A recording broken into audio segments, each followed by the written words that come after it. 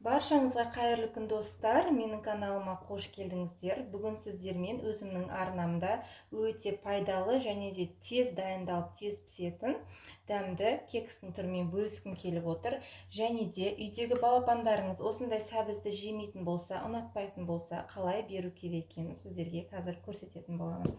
Яғни біздің кексімізге қосылады осындай грек жаңғағы, сары май, немесе сұйық май, оливковый май, үйдегі кез келген тазартылған майлар жарай береді.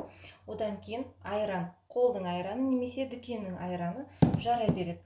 Қант міндетті түрде, мед кішкентай салатын боламыз, разрыхитель және де ұн салатын боламыз. Алдын ала осылайынан дайындап аламыз. Мен сіздерге астына кекстің рецепттерін, қанша граммдарын барлығын жазып кететін боламын. Ал ендеше көп созбай рецептке көшейік.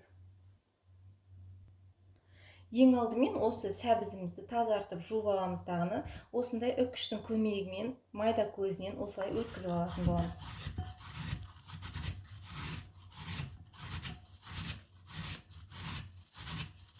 Мінекей достар, сәбізімізді өткізіп алдық теркадан. Сіздерге бір лайфхак айтып кетейін ба? Егер де теркадан өткізіп шаршағыларыңыз келмесе, блендер болса, блендерден де майдалап алсаңыздар болады осылайынан сәбізімізді. Бұл кексіміздің өте оңай жері, осындай үйдегі барлық заттарымызды дайындап алып, бірден салып араластырып алатын боламыз. Сары майымызды, қантымызды, мінекей барлығын үстіне осылайынан сала береміз. Айранымызды. Енді қалған жаңғағымызды. Жаңғақты да осылайынан қатты майда қылсаңыздар да болады, майда қылмай осылай ірі қылсаңыздар да болады. Қалауларыңызша жасай берсеңіздер болады. Енді қалған үстіне салатынымыз осындай бір чайный ложка немесе столовый ложкадай мед салып жесеңіздер болады. Оның үстіне разрыхителімізді саламыз 2 чайный ложкадай.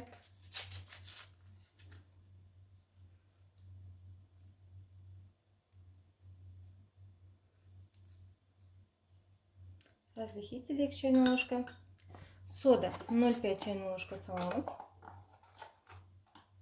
Толтырмаймыз осылайынан. Сода. Және де тұз. Кішкене шым-шым тұз салып жүрсеңіздер болады. Енді осының үстіне апельсиніміздің қабығын теркамыздан өткізіп кішкене салып алатын боламыз. Апельсиніміздің қабығын осылай өткізіп аламыз теркамыздан.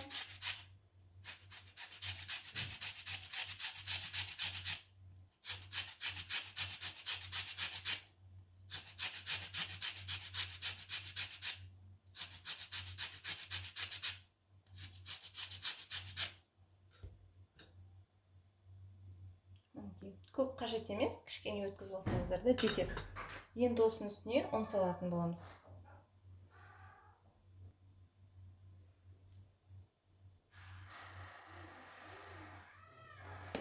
Енді барлығын жақсылап араластырып аламыз.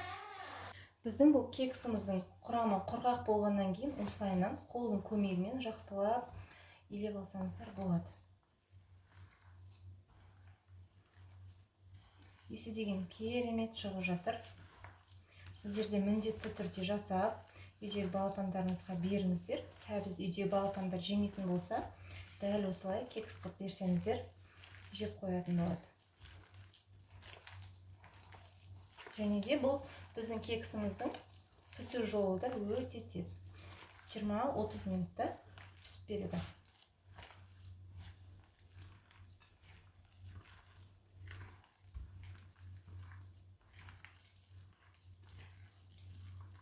Дайын болған кексімізді өздеріңіз қалаған осындай ыдыстарда пісіре берсеңіздер болады.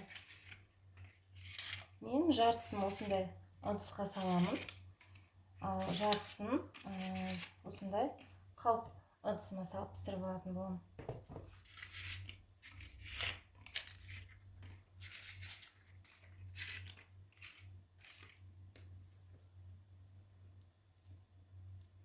Мінекей достар, біздің кексіміз осындай қатты сұйық болмайды. Жаймендеп ыдыстарымызға орналастырамыз.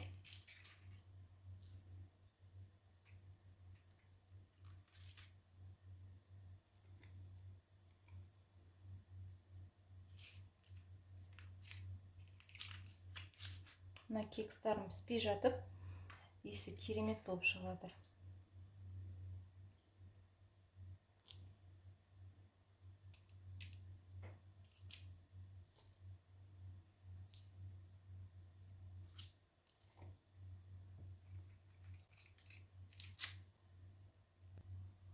Мінекей достар, мен келесі жартысын осындай ыдысқа салып пісіріп алатын боламын. Астына міндетті түрде осындай пергамент салып қойсаңыздар болады, себебі асты жабысып, кейде түспей жатады. Ал жәндерін осындай сары маймен немесе сұйық маймен майлап қоямыз, кексіміз жабысып қалмас үшін.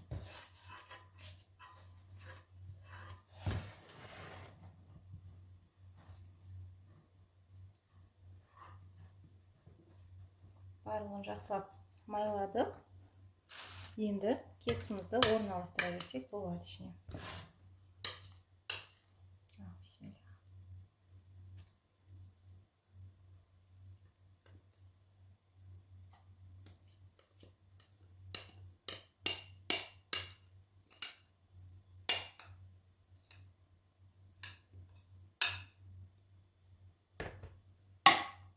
Қасықтың көмегімен бетін түзулеп, осылайынан жайып алатын боламыз.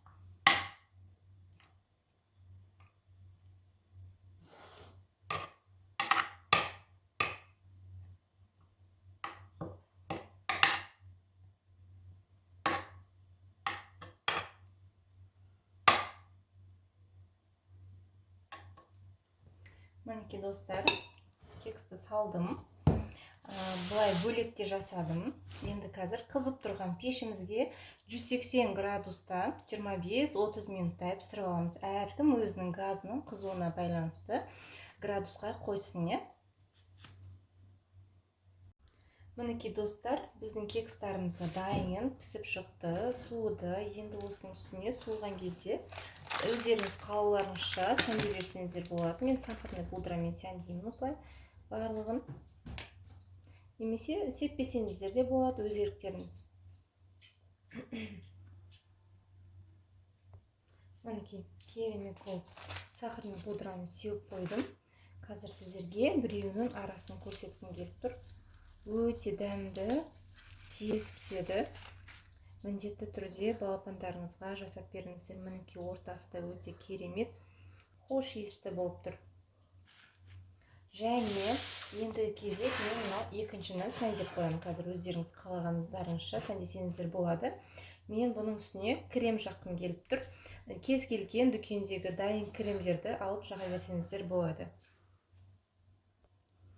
Немесе крем жақпай өзін жесеңіздер де болады. Біздің үйдегілер осындай креммен өте жақсы көреді. Осылай кез келген кремді алып, жағып, бетіне сәндеп жесеңіздер болады. Егер ұнаса рецепт сіздерге, міндетті түрде үйде жасап көріңіздер. Құрамы өте қарапайым және пайдалы.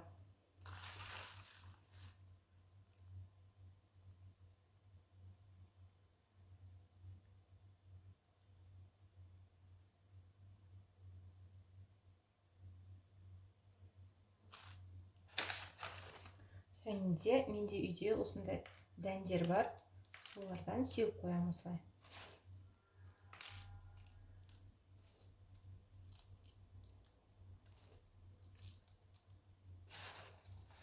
Мынандай вафлидің корочкалары сатылады дүкенде тоже. Немесе үй жағдайында жасап осылайынан сәндесеңіздер де болады. Ал достар, біздің кекстарымызда дайын, өте дәмді болып шықты. Міндетті түрде сіздерде үй жағдайында осылай жасап жеңіздер. Егер де мен видео рецептім сіздерге ұнап жатса, міндетті түрде лайк басып, пікірлеріңізді білдіріп кетіңіздер. Және де менің каналыма тіркелуді ұмытпаңыздар достар. Мен сіздермен келесі кездескенше, осындай керемет рецепттермен кездескенше қоштасамын. Сау болыңыздар.